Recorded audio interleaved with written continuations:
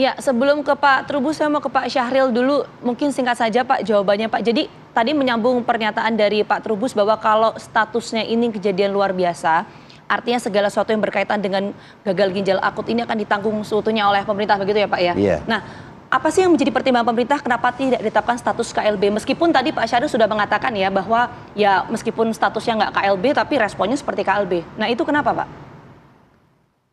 Ini ada suatu proses hukum ya, di mana ada undang-undang wabah dan Permenkes tentang KLB. Memang di situ disebutkan KLB itu menyangkut adalah penyakit menular ya. Nah, kita sedang menyiapkan bagaimana KLB yang bukan penyakit menular ini bagian juga dari suatu KLB. Tetapi kami ingin sampaikan kepada semuanya bahwa respon yang sudah kita lakukan merupakan adalah respon KLB. Artinya satu, kita melakukan koordinasi yang cepat antara pusat dan daerah dengan berbagai profesi, nah termasuk pembiayaan ya. Jadi Presiden juga sudah menyatakan seluruh pembiayaan pasien gagal ginjal akut ini akan dibiayai oleh pemerintah. Termasuk obat-obat antidotum ya, yang kemarin didatakan dari Singapura dan sebentar lagi dari Australia dan juga dari Jepang. Semuanya akan ditanggung oleh pemerintah. Jadi masyarakat Oke, Pak Syahril sebentar. tenang, Iya. tidak ada kepada maaf. masyarakat. Saya potong dulu sebentar Pak. Jadi pengobatan pemerintah menggratiskan ini hanya untuk obat atau fasilitas kesehatan juga Pak? Karena kan ini dua hal yang berbeda. Ya semua. Oh semua, ya. fasilitas kesehatan dan obat. Jadi semua pembiayaan. Saya ulangi, semua pembiayaan yang berkaitan dengan perawatan dan pengobatan pasien ini ditanggung oleh pemerintah. Nah, itu bisa melalui jaminan kesehatan nasional atau BPJS atau melalui nanti skema pembiayaan yang lain. Termasuk antidotum yang kita hadirkan atau obat penawar itu semuanya akan dibiayai oleh negara.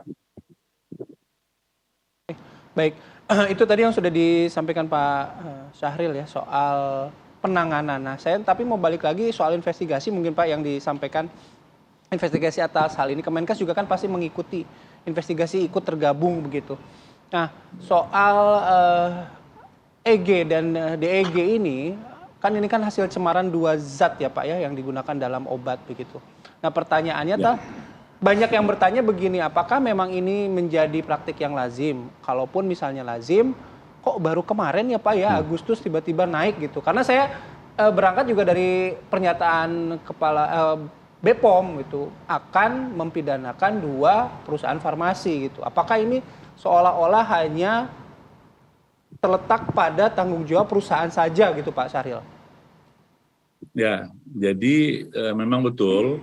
Jadi dietilen glikol dan etilen glikol itu merupakan cemaran dari pelarut-pelarut yang ada di dalam sediaan obat sirup itu. Nah, secara lebih jauh dan secara teknis ini memang sedang diteliti oleh Badan POM ya. Sejauh mana cemaran itu disebabkan oleh bahan bakunya atau memang ada kandungan di etilen glikol maupun etilen glikol.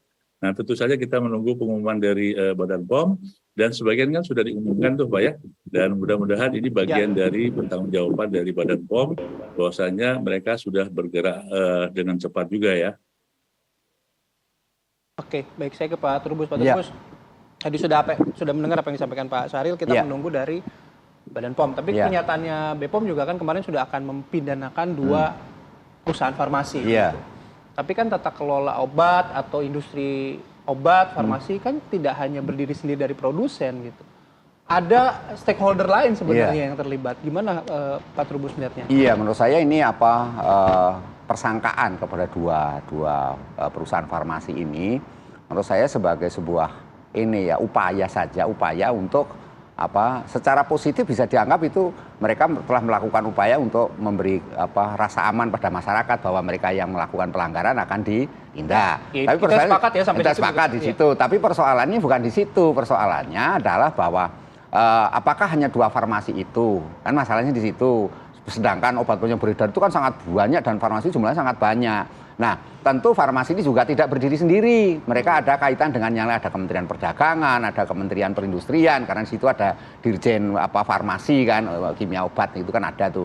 Nah, terus terkait juga dengan Kementerian Kesehatan, BPOM juga. Semuanya ini kan persoalannya pada persoalan kolaborasi. Apakah selama ini tidak ada kolaborasi yang baik di antara mereka, sehingga begitu ada kejadian baru menyatakan ada investigasi. Sementara investigasi sepenuhnya kan ada di APH. APH dalam hal ini ya Polri kan gitu, Polri yang akan melakukan ini. Tetapi kan bahwa diumumkan dua perusahaan ini saya khawatir menjadi bola liar.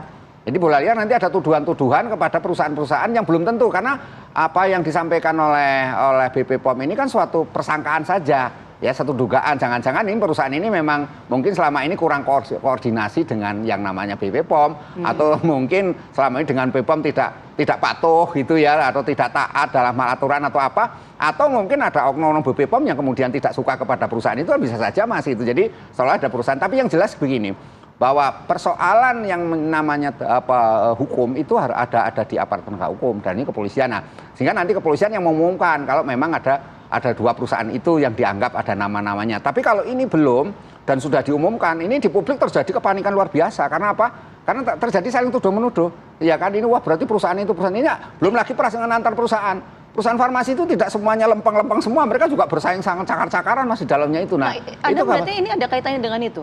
Iya. Kasus yang terjadi saat ini? Iya. Ini kan 3 negara ya? 3 negara yang mereka saling bersaing kan, dan 3 negara ini kan sesungguhnya di belakangnya ada siapa kan, ada tanda petik seorang bukan mungkin negara aktor intelektual yang mengatur ini semua kan. Jadi Anda mengatakan bahwa ada faktor tarik-menarik kepentingan iya, sehingga gagal ginjal akut ini bisa terjadi? Iya, bisa terjadi. Saya tanyakan dulu ke Pak Syahril. Pak Syahril, betul demikian ada tarik-menarik faktor kepentingan sehingga kasus gagal ginjal ini terjadi di 3 negara, salah satunya di Indonesia, Pak Syahril? Seperti yang katakan Pak Trubus? Terima kasih. Mungkin saya tidak tepat untuk menjawab itu ke ranah hukum. Kami akan fokus kepada bagaimana menghentikan pertambahan jumlah kasus maupun menghentikan jumlah kematian. Nah, sekarang kita pada saat tanggal 29 sudah mengumumkan ya Pak Trubus ya, ada obat-obat yang memang harus kita hentikan sementara penggunaannya, yaitu sirup dan cair, karena kita sudah menemukan dugaan bahwasannya di obat itu mengandung ya cemaran tadi.